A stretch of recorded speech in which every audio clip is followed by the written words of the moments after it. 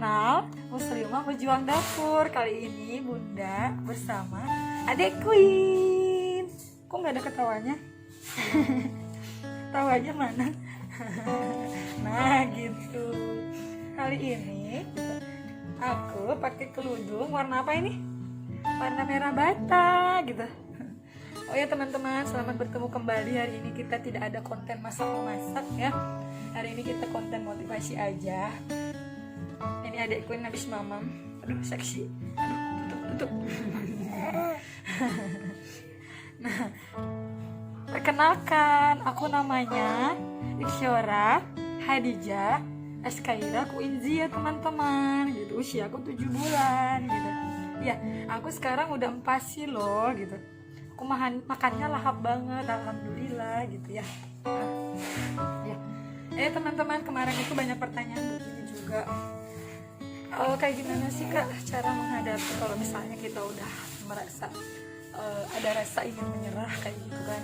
Misalnya menyerah dalam arti kata tuh kan banyak ya, tentang rumah tangga atau tentang perekonomian atau tentang usaha atau misalnya tentang pendidikan, tentang sekolah, tentang banyak hal lah ya, tentang pertemanan gitu, atau juga tentang perjodohan gitu. Kalau kita menghadapinya dengan cara yang terus-terusan mengeluh dan merasa itu terbebani ya akan tetap merasa berat teman-teman. Jadi salah satu cara untuk meringankan beban kita adalah dengan mengikhlaskan gitu. Kalau kita ikhlas, ya Allah semuanya jadi ringan kayak gitu. Jadi kalau aku sih seperti video sebelumnya ya, aku udah pernah buat video juga di dalam channel ini, itu kisah mula awal saya ke Bogor, awal saya pergi meninggalkan keluarga, meninggalkan rumah gitu, meninggalkan tanah kelahiran dan merantau sendiri, nggak punya siapa-siapa, semuanya dari nol, mulai dari S1, S2 semua dari nol, dan itu saya usahakan sendiri gitu. Tapi kalau dipikir-pikir lagi kayaknya sih nggak sanggup gitu ya. Kalau saya flashback ke belakang, seberat itu bebannya, yang bagaimana cara bertahan di perantauan, bagaimana cara menguatkan diri agar tidak tercampur ke pergaulan bebas gitu. Namanya kita lagi banyak ujian kan ya, biasanya kita kalau terpuruk itu kan gampang tertarik untuk melakukan sesuatu yang tidak baik gitu ya. Contohnya saya nggak membandingkan gitu, tapi yang namanya ujian itu setiap orang kan beda-beda, dan Allah tentunya udah tahu porsinya masing-masing gitu, dan Allah memberikan ujian itu pasti Allah merasa kita mampu gitu. Nah jadi suatu saat dulu ketika saya kuliah, awal titik terberatnya emang di situ, awal-awal S1 itu, karena saya emang benar-benar nggak punya apapun, sepeser pun nggak ada gitu. Jadi untuk kalian teman-teman kadang merasa kayak, aduh kok sekarang dia enak ya gitu, kok dia sekarang udah enak, jangan lihat enaknya saya sekarang gitu. Tapi untuk menuju seperti sekarang ini saya butuh proses yang berdarah-darah, proses yang ya dengan air mata gitu, proses kehancuran dalam perasaan gitu ya, karena yang namanya tujuan itu kan dan yang namanya cita-cita itu ya itu tadi, kita butuh pengorbanan gitu. Jadi kalau kita merasa kayaknya kok ini berat ya gitu, kok ujian Allah ini berat, atau misalnya kok sekarang tuh rasanya semua serba susah ya, semua pasti merasakan serba susah gitu, mau dari atas dari bawah semuanya sama. Nah cara kita untuk meringankan itu lagi-lagi ya, kalau nggak kita minta tolong pertolongan Allah gitu, yakin aja Allah itu maha kaya gitu. Jadi nggak akan mungkin kita sedikit pun akan merasakan istilahnya itu nggak dibantu gitu, karena saya pun merasakan hal itu demikian begitu banyaknya gitu ya. Cobaan yang datang tuh bertubi-tubi, mulai dari awal saya datang di Bogor ini teman-teman, saya tuh benar-benar sendiri, nggak punya siapa-siapa, karena ketika itu saya emang memilih untuk keluar dari agama saya sendiri ketika itu gitu. Alhamdulillah saya mendapatkan hidayah, saya akhirnya bisa memeluk agama Islam gitu. Jadi itu kan keputusan seorang anak yang sudah dewasa ya. Namanya anak kalau udah tumbuh dewasa dia berhak memilih agamanya gitu.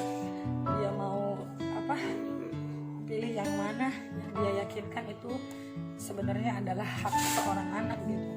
Jadi kalau menurut aku agama itu kan keimanan kita kan kepada Tuhan gitu. Jadi bukan keimanan kita kepada keluarga gitu. Jadi ketika misalnya kita udah mendapatkan hidayah gitu seperti saya, jadi saya tuh bukan berarti saya jadi anak durhaka kepada orang tua ya, maksudnya saya lebih memilih hidayah saya ketimbang saya memilih keluarga saya gitu. Jadi bukan berarti itu adalah contoh anak yang durhaka gitu.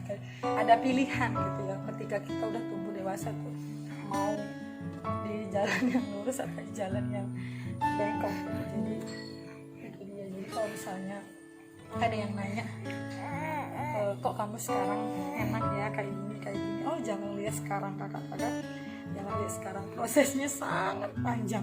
Memulai dari tak punya apa-apa itu sangat luar biasa. Kalau emang bener tadi sih, kalau nggak kuat dengan ujian bisa jadi kita jadi jual diri gitu kan. Karena teman-teman saya banyak juga yang seperti itu, ketika misalnya dia lagi kuliah itu mereka sudah tidak mampu gitu kan menghadapi kesulitan perekonomian, dan akhirnya mereka memilih untuk nauzubillah ya, maksudnya mereka menjual diri untuk bertahan hidup gitu. Mereka menjual sesuatu yang diharamkan gitu. Jadi lagi-lagi emang yang namanya ujian ekonomi itu sangat berat sekali gitu. Nggak di rumah tangga, nggak di pendidikan, nggak di mana-mana, semuanya yang berhubungan dengan itu pasti kuat-kuatan gitu ya. Kalau kamu kuat, bertahan di jalannya itu gitu. Kalau nggak kuat ya jadi melenceng gitu. Jadi kalau dulu saya itu waktu kuliah tuh nggak hanya di tempat kuliah ya, saya tuh teman-teman yang di luar itu gitu kan, mereka tuh kadang-kadang menyepelekan saya. Misalnya contoh, ngapain sih kita capek-capek gitu ya jualan gorengan sana sini gitu, kuliah apa nggak malu gitu ya jualan gorengan kesana kemari, ngampar di mana-mana gitu kan, demi untuk bisa bayar kosan, bisa beli buat ongkos kuliah, bisa makan sehari sekali, itu udah luar biasa gitu. Dan mereka bilang nggak usah repot-repot gitu kan, gampang kok cari uang gitu. Ya itu cara mereka dengan menjual harga diri gitu. Jadi untuk kalian yang perantau sekarang ya hati-hati gitu, makanya cobaan itu berat. Kalau kita kuat, kita minta kekuatan sama Allah. Kalau enggak ya jadinya kayak gitu. Jadinya akhirnya kan endingnya kehidupannya terkena penyakit ya kan, tidak berumah tangga, sudah usia tua gitu. Karena yang namanya pekerjaan seperti itu kan merugikan diri sendiri, udah Allah sangat murka gitu ya, dan itu rugiin diri sendiri, merugikan nama keluarga baik, keluarga juga gitu.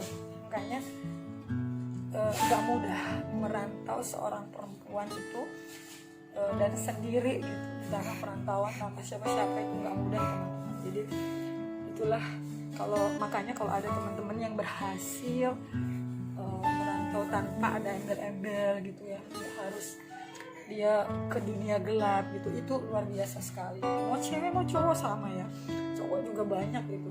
Nah, akhirnya kalau merantau tuh ya jadi pemabuk, pejudi, bukannya sukses, bukannya nyari kerja gitu. Endingnya mereka ujung-ujungnya nggak punya apa-apa, jadi gembel, jadi pemulung gitu. Jadi bukannya aku nakut-nakutin untuk merantau ya teman-teman, tapi berpikirlah 10 kali atau beratus kali kalian melangkah ke depan gitu. Tapi kalau misalnya kalian sudah benar-benar niat, punya keyakinan untuk merantau, untuk sekolah, cari biaya sendiri, dan keimanan udah kuat gitu, nggak lagi labil. Namanya manusia kan ada kalanya dia labil ya, futur gitu. Jadi kalau di perantauan nggak dapet pertemanan yang baik ya ujung-ujungnya dia juga kecebur juga gitu. Jadi itu namanya tapi kalau misalnya ada orang tua, Kadang kan orang, kalau beda kisahnya dengan saya kan nggak mungkin ada orang tua karena emang udah terpisahkan gitu. Oh jo kenapa no? Oh jo. Kalau misalnya kalian bisa jadi kan nanti dikunjungin orang tua, itu kan beda halnya gitu ya teman-teman. Maksud saya itu yang benar-benar sendiri, melangkah sendiri, harus benar-benar dipikirkan secara matang gitu. Kalau saya sendiri waktu itu kan karena memilih keimanan ini gitu kan, memilih agama ini, saya harus benar-benar mengorbankan segala-galanya gitu, mulai dari ekonomi, keluarga, kebahagiaan, semuanya. Dan satu yang saya minta ketika itu, ya Allah gitu, berikan saya kekuatan, berikan saya jalan keluar, berikan saya keistiqomahan seterusnya gitu, biar nggak terpengaruh apapun di luar sana gitu. Karena menjadi seorang yang memilih mengambil keputusan untuk pindah agama itu nggak mudah teman-teman, dan mengambil keputusan untuk merantau sendiri itu pun sangat berat gitu.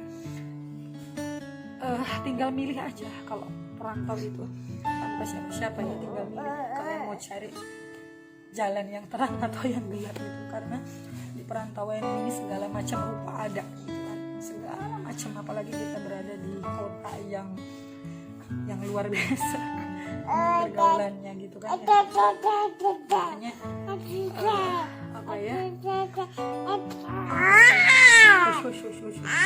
kalau misalnya sekarang ini dengan kondisi seperti ini, dengan berbagai macam kesulitan, sayang apa?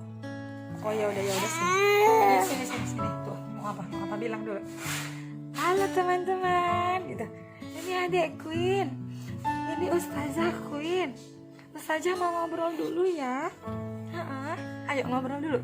Sekarang giliran aku ya, gitu. Iya. Bilang. Oh gitu. Iya, terus gimana? Oh gimana lagi? Oh iya, harus kuat, harus semangat katanya. Terus oh nggak boleh nakal. Terus apa lagi? Oh harus terus yakin gitu. Terus apa lagi? Oh nggak boleh marah-marah. Oh gitu. Ding, aku mau joget, aku loh joget. Aja. Masya Allah, alhamdulillah. Ujuk.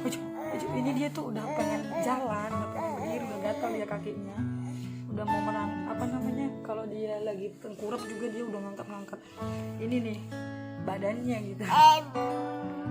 Oh iya teman-teman, tetap semangat ya, jangan lupa bersyukur, harus tetap bahagia keadaannya apapun ya.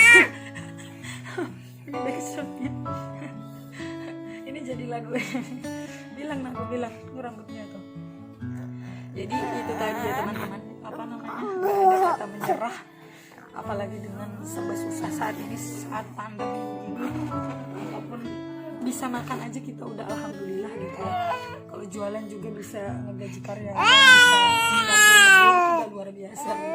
Karena kalau mencari untung saat begini kayaknya nggak mungkin banget gitu. Mau berdiri sok mau berdiri ya dek, bosan ya dek ya, bosan tuh sok dili deng kayak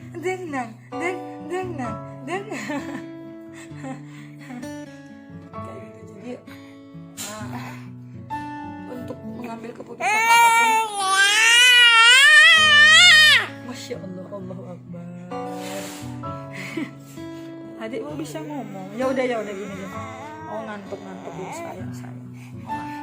Mau bobo aku ya. Sini.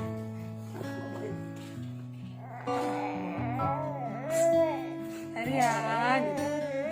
Adik mau bobo dulu.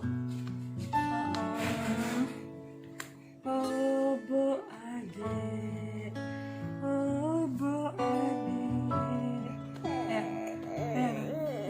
Sayang anak bunda.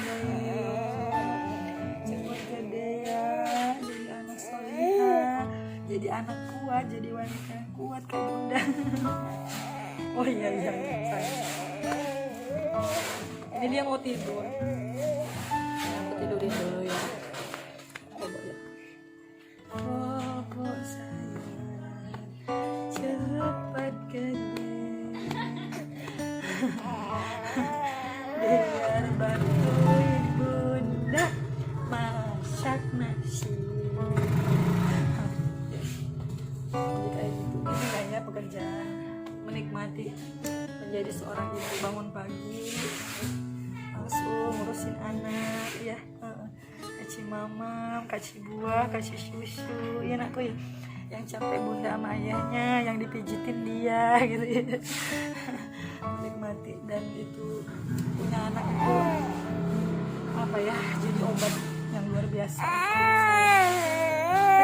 Aci, bunda mau ngomong dulu boleh? Bunda ngomong dulu boleh? Boleh ya. Jadi kayak gitu ya teman-teman, jangan patah semangat apapun yang terjadi, bangkit terus dan maju ke depan, nggak usah memikirkan hal-hal yang buruk-buruk dulu gitu. Ini melangkah aja dulu gitu. Kayak gitu ya teman-teman. Jadi yang namanya hasil yang sekarang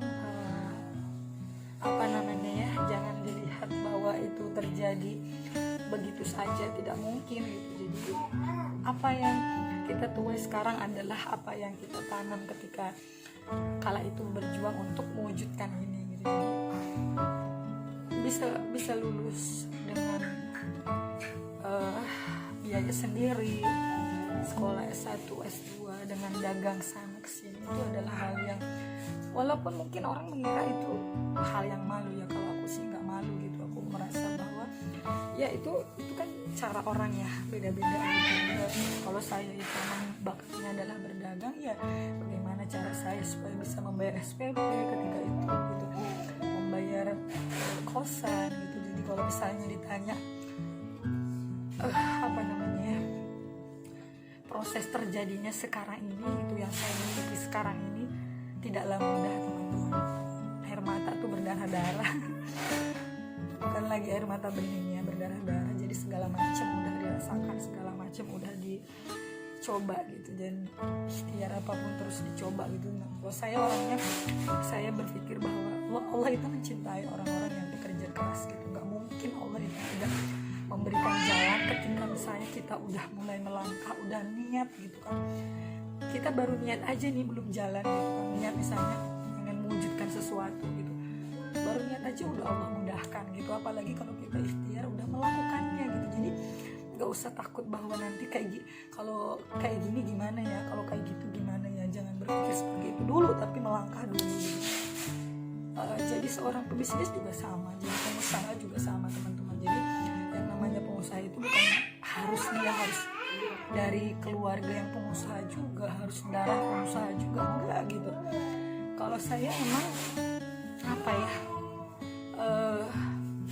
enggak juga semua keluarga saya itu pengusaha, enggak. Tapi secara garis besar kalau orang Sumatera itu kan banyakan tuh pengusaha ya teman-teman, usaha sawit, karet, coklat, jeruk. Kalau di Medan kan begitu ya, banyak lah gitu. Tapi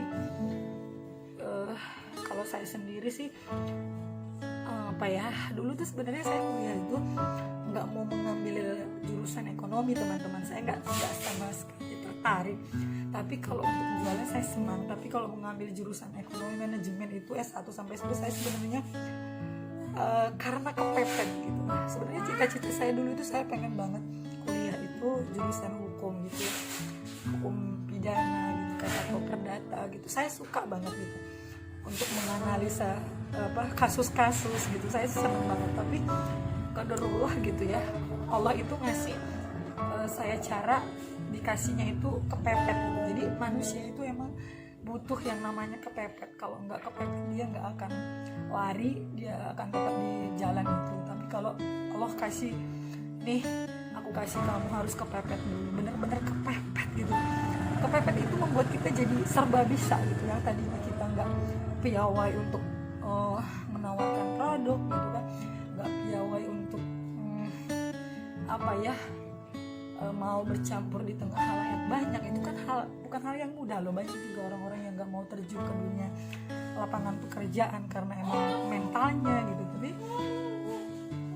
itulah gitu, yang namanya pebisnis itu, yang namanya pengusaha itu nggak memandang itu kamu siapa, mau kamu orang apa, mau kamu suku apa, mau kamu apa. Yang penting itu adalah ya itu tadi, menikmati proses gitu. Jadi ada orang yang bilang gini kan, oh iya dia mah pinter bisnisnya, dagangnya, karena emang orang tuanya dagang. Enggak juga, banyak kok yang orang tuanya itu pengusaha sukses dua-duanya, tapi anaknya semua di kantoran, kan banyak ya. Jadi mungkin darahnya mengalir gitu, semangatnya.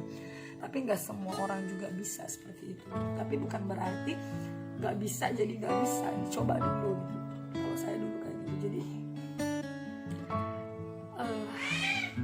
yang namanya cita-cita itu ada namanya pengorbanan, ada namanya proses. Pengorbanannya apa? Kalau saya dulu ya, saya nggak pernah merasakan bermain hura-hura sama teman-teman. Ketika misalnya teman-teman saya di perantauan ini weekend bisa liburan, bisa jalan-jalan, mereka makan-makan, kalau aku nggak bisa gitu. Weekend itu saya pergi ke pasar, teman-teman. Dari di Bogor ini ada berapa pasar yang saya tahu, pasar Dramaga, pasar Ciampea, pasar Cibinong di Pemda, ada lagi pasar Kaget, ada lagi pasar Yasmin, saya tahu banget. Jadi dulu setiap hari Minggu itu saya tuh menyewa angkot gitu ya, dari pasar ke pasar untuk menjajakan jualan saya gitu. Jadi saya nggak dapet tuh yang namanya main-main tuh, nggak dapet. Itu pengorbanannya. Yang kedua, pengorbanan untuk menjadi bisa seperti ini adalah yaitu tadi, waktu saya nggak dipergunakan untuk leha-leha gitu. Bahkan saya pun lupa bagaimana cara menyenangkan diri sendiri begitu. Dan yang kedua, pengorbanan untuk memilih satu agama yang berbeda dari keluarga kita adalah kehilangan gitu kan, kehilangan orang tua, kehilangan sanak saudara, kehilangan semuanya. Itu pengorbanannya. Allah kan pengen tahu kita kuat apa enggak gitu. Tapi karena kita kuat, maka Allah kasih gitu, karena Allah tahu bagaimana kemampuan kita gitu. Kadang kalau teman-teman tuh ada yang bilang begini, aduh katanya kan modalnya banyak, dia punya modal banyak gitu ya untuk berbisnis, membuka usaha gitu, tapi karena dia niatnya tidak diluruskan, bahwa usaha apa yang kita buka itu kita mengharapkan ridha Allah, jadinya modal hanya tinggal modal, akhirnya tidak berjalan gitu. Jadi begini kalau aku ya, kalau misalnya kita melakukan sesuatu gitu, mau ngapain pun, mau masak nasi, mau jualan, atau mau ngajar, atau mau ngaji, atau mau ngobrol sama suami, ngobrol sama keluarga, ruhnya itu harus ada. Jadi bukan hanya sebuah kebiasaan gitu, oh bangun jam sekian gini, ngerjain ini, ngerjain itu, tapi ruhnya di dalam perasaan kita itu, kita nggak membawa Allah gitu. Kalau kita misalnya kalau saya nih kalau mau jualan gitu ya, paling tidak saya mengucapkan rasa bismillah gitu, alhamdulillah, dan setidaknya ada zikir-zikir kecil yang keluar dari dalam lubuk hati gitu, untuk menyangkut pautkan aktivitas kita ini ya, kita percayakan kepada Allah gitu kan. Kadang kita juga lupa gitu. Jadi aktivitas apapun kalau enggak kita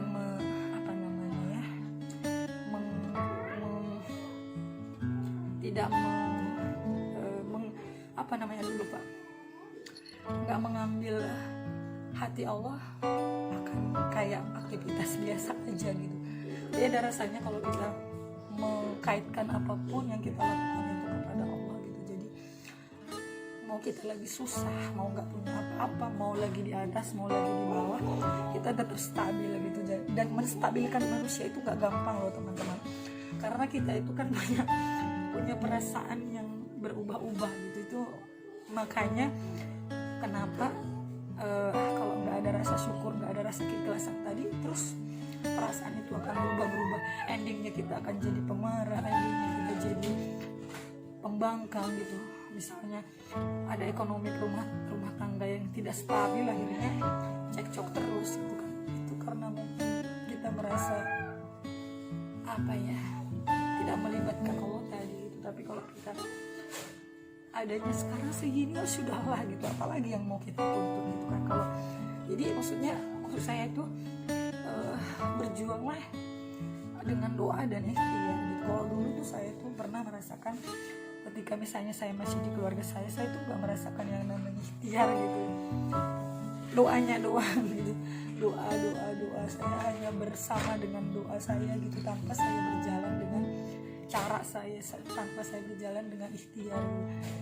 Dan ketika saya memilih Islam itu, saya tuh nggak melangkah, tapi baru berdoa doang gitu.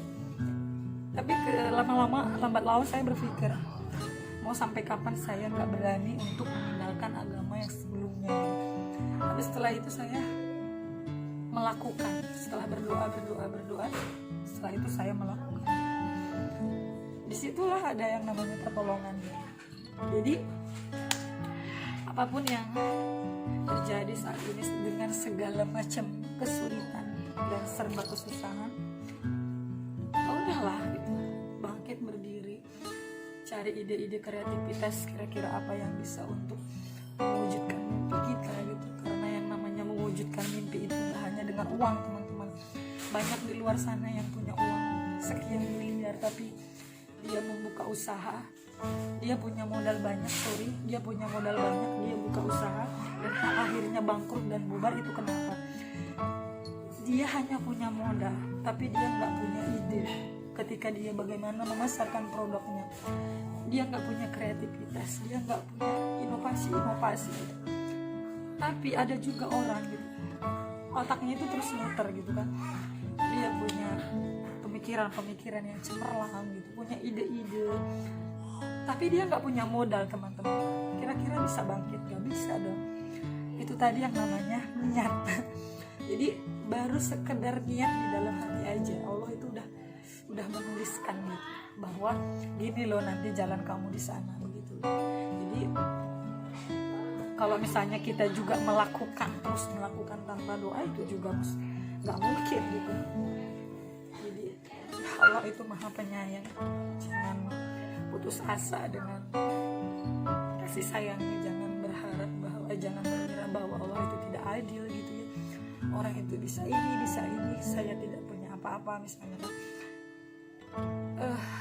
Yang namanya nasib yang merubah itu kita, teman-teman. Allah itu memberi keberkahan dan memberi jalannya dan mengabulkan doa-doanya. Makanya kalau dulu guru ngaji saya tuh bilang begini, berdoa itu harus yang spesifik, harus yang jelas. Contoh, ketika misalnya saya mau menikahnya, saya tuh berdoanya benar-benar hampir sama gitu. Suaminya sekarang, maksudnya suami dengan fisik yang seperti itu adalah doa yang pernah saya lantunkan gitu. Contoh misalnya, ya Allah, aku tuh pengen loh gitu kan punya suami yang tinggi, yang kulitnya hitam manis, yang rambutnya sedikit kriwil gitu, yang pakai kacamata gitu kan, yang senyumnya tidak ngebosenin gitu. Dan itu tuh kayak udah gitu lama-lama Allah datangkan yang seperti itu gitu, seperti ayahnya. Kaget juga sih gitu. Ya ternyata benar, doa kita itu dikabulkan sesuai dengan permintaan kita gitu. Contoh misalnya, apa ya Allah, saya pengen punya mobil, sebutkan mereknya, sebutkan tipenya, sebutkan harganya. Ya Allah, saya pengen punya rumah, bagaimana tipenya, mau tingkat 1, tingkat 2, apa tingkat 3 gitu. Ya Allah, saya pengen kuliah di mana, jurusan apa, sampai S1, S2, S3, apa sampai S apa gitu. Jadi bener juga gitu, apa kata guru saya itu, doa itu harus benar-benar jelas gitu. Ketika kita mendoakan seseorang yang sudah meninggal pun kan kita harus tanya bintinya apa, ya kan. Kembali kepada Allah pun harus ada asalnya gitu. Begitu juga doa. Jadi bisa jadi selama ini apa yang kita inginkan belum terwujud karena doa kita salah gitu, atau misalnya kita nggak pandai merayu Allah gitu. Contoh misalnya, ya Allah aku teh pengen punya apa ya, aku pengen punya mobil gitu kan misalnya, dijelaskan mobilnya apa, harga berapa, tipe berapa, tapi kegunaannya nggak dijelaskan gitu kan. Misalnya, ya Allah aku pengen punya mobil, ketika nanti punya mobil merek ini misalnya harga segini, tipe ini, dan belinya di sini, dan kegunaannya nanti untuk, contoh misalnya saya untuk mengangkut barang dari Tanah Abang ke Bogor, atau misalnya untuk membantu orang-orang jika membutuhkan, atau membantu keluarga jika membutuhkan, pokoknya siapapun yang membutuhkan, ya gitu harus jelas gitu. Makanya kayak saya contoh, teman saya itu pernah berdoa gini, ya Allah pengen banget punya rumah yang sederhana, yang penting nyaman katanya gitu.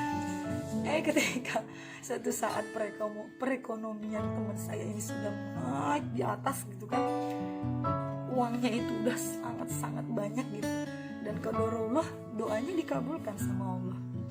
Dengan uangnya yang miliaran itu, ya doanya dikabulkan sama Allah, punya rumah yang sederhana banget tapi nyaman gitu. Dan ketika misalnya rumahnya udah selesai, dia tuh ngomong gitu ke saya, ya Allah Wid, bener ya apa yang kita doakan tuh itu yang Allah wujudkan, sama seperti apa yang kita ucapkan gitu.